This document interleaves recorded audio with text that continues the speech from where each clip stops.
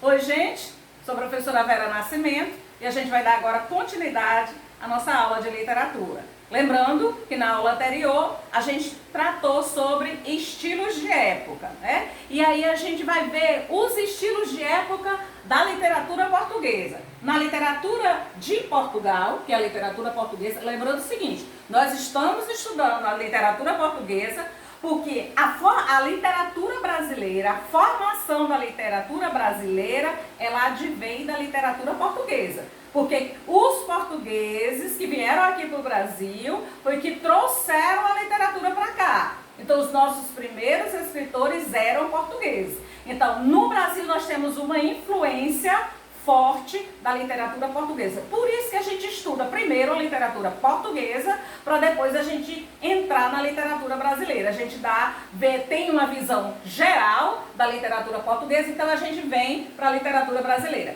Primeira coisa, a gente saber que a literatura portuguesa ela é dividida em eras.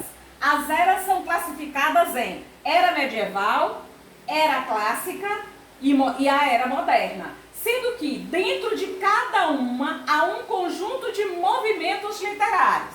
Então, por exemplo, movimentos literários que são os estilos literários, as correntes ou as eras literárias. Na era medieval, que era medieval é essa? O professor de história vai poder explicar melhor para você. É a época da Idade Média, é a época antiga. Aí a gente vai ter nessa era medieval, estão reunidos os movimentos literários do trovadorismo e do humanismo. Lembrando o seguinte, a nossa próxima temática vai ser o trovadorismo. Por quê? A gente estuda o trovadorismo que é a introdução, que faz parte da introdução da língua portuguesa, para depois entrar na literatura brasileira. Então, na era medieval, a gente vai ver o trovadorismo e vai ver também o humanismo. Qual é a época do trovadorismo? 1189. E do humanismo? 1418.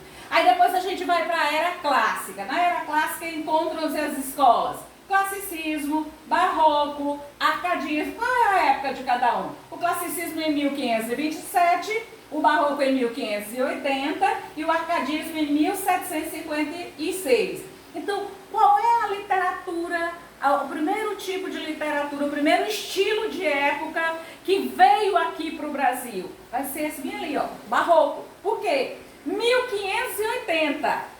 O que estava acontecendo aqui no Brasil? Os portugueses estavam começando a chegar aqui no Brasil, começando a vir para tentar colonizar o Brasil. Então a gente vai ver a presença forte do barroco nas cartas que eram enviadas para o Brasil nesse período, na época depois de 1500, 1560, começaram a aparecer os primeiros escritos aqui no Brasil, trazidos pelos catequistas, pelos padres jesuítas.